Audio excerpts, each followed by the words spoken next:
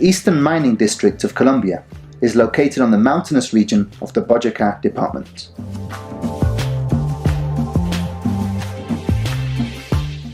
This is the location of the Chivor and Gachala mines, which produce high-quality stones with excellent green-bluish hues and magnificent clarity.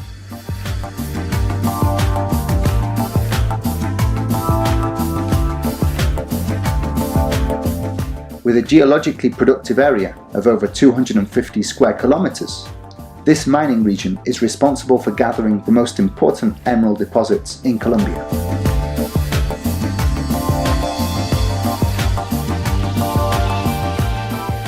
Historically, top-quality emeralds have been mined in Chivor.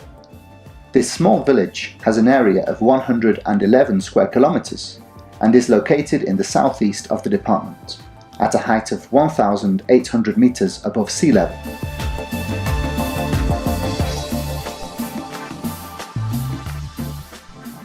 Due to its distance from economic centers like Bogotá, its economic growth depends on the natural resources of the region, principally on its mining operations and, to a lesser degree, its agriculture. First discovered in the 1500s by the Spanish and mined by hand since then, Chivor mine is one of Colombia's most representative.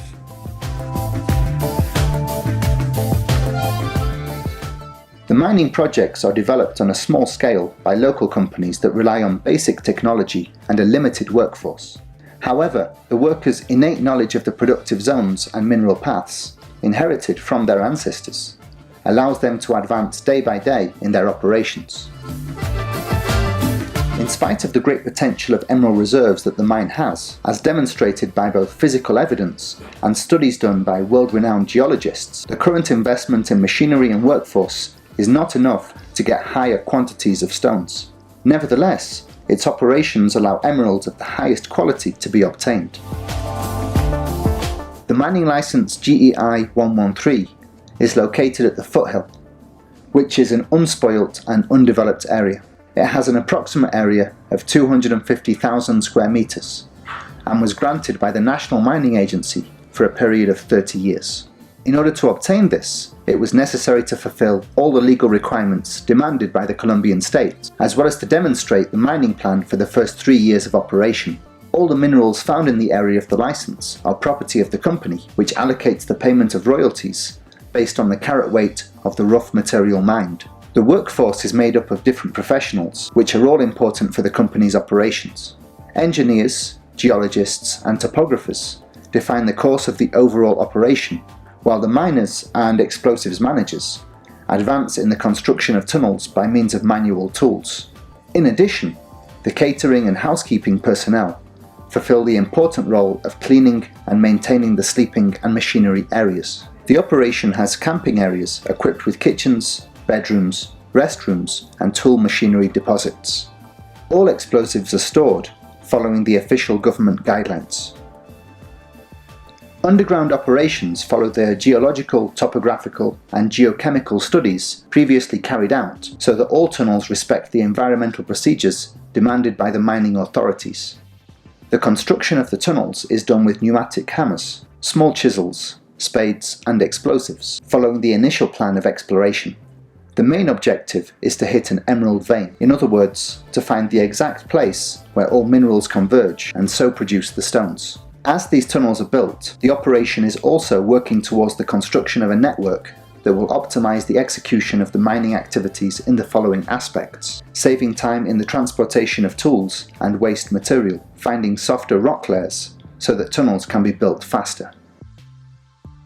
The proper development of the mining operations increases the probability of finding an emerald vein, and therefore reduces the time to get a return on the investment. An emerald vein is the exact place where layers of minerals converge due to high pressure and temperature and produce these precious stones. This environment took millions of years to be formed. When a productive zone is reached, the operation must follow a search protocol due to the unexpected appearance of stones at any time and place.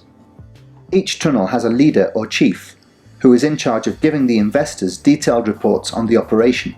When mineralization paths start to become green and show some crystals, the work is halted until the investors themselves analyse the samples found.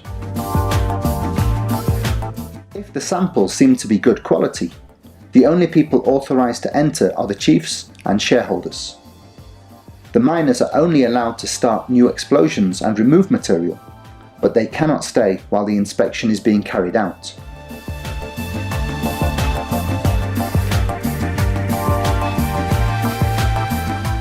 Once the area has been inspected and most of the rough emeralds have been taken out, miners have the opportunity to take out the waste material and do their own search for crystals. This is considered to be a cultural practice that helps to motivate the miners in the construction of new tunnels.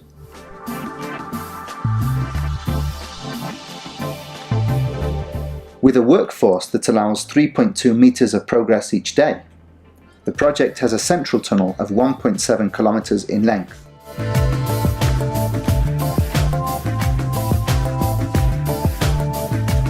Which opens several subtunnels that allows the exploration of diverse zones in the area. The samples of rough material and mineral formations found in many places are compelling evidence of this mine's potential.